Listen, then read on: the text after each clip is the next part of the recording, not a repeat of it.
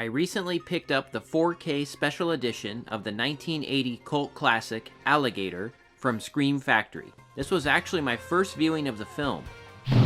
It lives 50 feet beneath the streets, and it's about to break out. Alligator, rated R, at a theater near you. So, was it worth a blind purchase? Well, let's find out.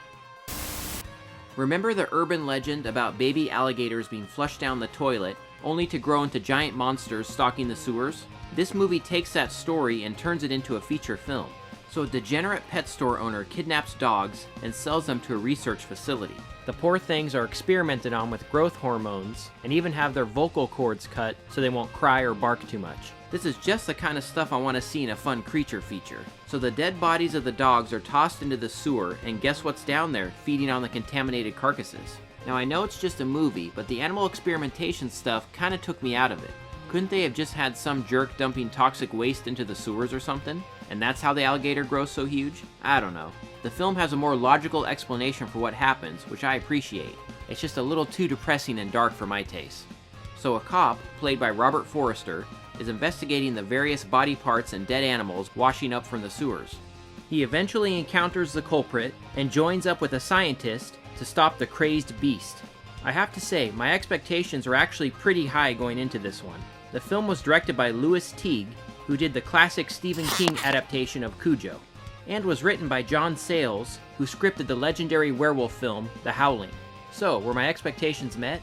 Absolutely. I had a ton of fun with this. The cast is fantastic, with Robert Forrester really shining. I also really liked Henry Silva's character as the big game hunter charged with killing the alligator, a sort of Quint from Jaws character. But everyone is great here. The alligator itself looks amazing and was accomplished with a variety of methods from miniatures to live alligators and giant animatronics. It's all very effective and holds up beautifully in high definition. Louis Teague's direction is fantastic, and I love the environments here, from the nasty sewers to the trash-covered alleyways. There's some great gore effects too, and a nice score by Craig Huxley, who actually appeared in 2 episodes of the original Star Trek as a kid. Speaking of the music, there's a few cues here that I'm pretty sure were used in the William Shatner classic Kingdom of the Spiders, which was released 3 years before this. There's some nice characterization, even with the minor characters, and some subtle social commentary, which I really appreciated. This is good stuff. Hey, nice Freddy stripes. So, any issues? Well, I kinda wish the film had spent a bit more time in the sewers. It has that, but I just really love that environment and would have liked to spend a little more time there. Also, as I mentioned already, the animal testing stuff was a bit too depressing for my taste, but it does send a good message. So yeah, this is a great movie. It's actually got a good reputation that I'm happy to say is well deserved. Scream Factory has included 3 discs with this set. We've got a 4K disc of the theatrical cut, a Blu-ray copy of the theatrical cut, and a Blu-ray copy of the TV cut. I watched the 4K version on my 75-inch TV and wow, the movie looks fantastic. The colors and details just leap off the screen, and black levels are rock solid. Now the screen grabs and clips I'm using for this video are from the Blu-ray copy, which uses the same 4K restoration, just down converted to Blu-ray. And as you can see, the Blu-ray version also looks amazing. Now the 3rd disc includes the TV version, which has been reconstructed using the 4K print. I'm actually glad that the TV versions of these films are being included with so many releases now. This is a way that many fans first experienced these movies, and back in the day, they usually included deleted scenes to pad the running time. The Alligator TV cut does this as well, and the extra scenes look fantastic, and they're pretty interesting too. So here's where Scream Factory dropped the ball.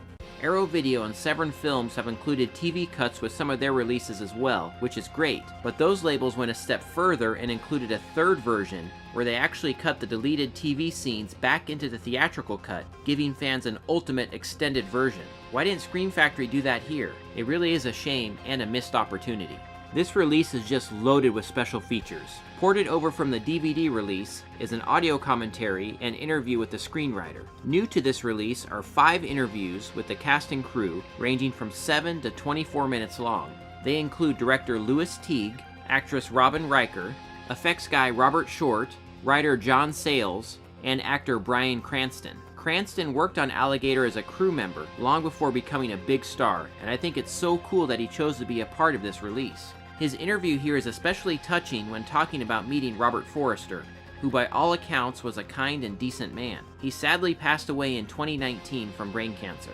But all of the interviews are fantastic and really shed a lot of light on the making of the film. We've also got trailers, TV spots, a stills gallery, and a collection of deleted scenes. This release includes a slipcover with amazing new art.